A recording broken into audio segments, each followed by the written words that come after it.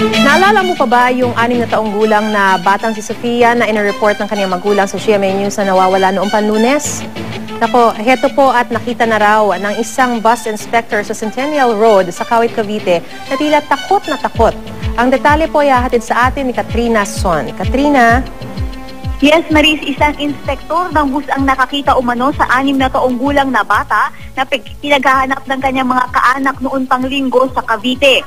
Ayon sa inspektor na si Jerry, habang naninigarilyo raw siya sa isang tindahan, nakita niya ang isang nakapaskil na larawan. Agad daw niyang kinontak ang pamilya ng bata at sinabing nakita niya ang bata sa may Centennial Road sa Kawit, Cavite. Lunes daw ng hapon nang makita niya ang bata sa kanilang bus. Nagtatakbo raw ang bata palabas ng bus na tila takot na takot. Agad daw pumunta ang bata sa mga nagtitinda ng tahong sa lugar at tila humihingi ng tulong.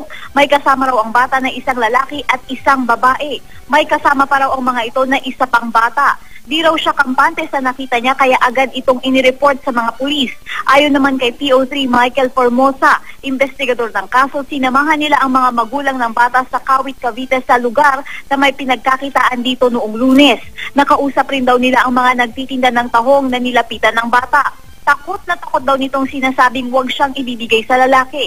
Ngunit wala na raw nagawa ang mga nagbebenta ng tahong nang nilapitan ng bata at sabihin ng lalaki na anak niya ang bata. Sinabunutan pa raw ang bata nang nagpapanggap din na ina at idiniretso sa kalapit na eskinita. Patuloy ang investigasyon ng pulis sa kaso habang humihingi ng tulong ang pamilya ng bata sa lokal na pamahalaan ng Cavite para mas mapabilis ang paghahanap sa anak. At yan na muna ang latest mula dito sa Cavite. Maris? Maraming salamat, Katrina Son.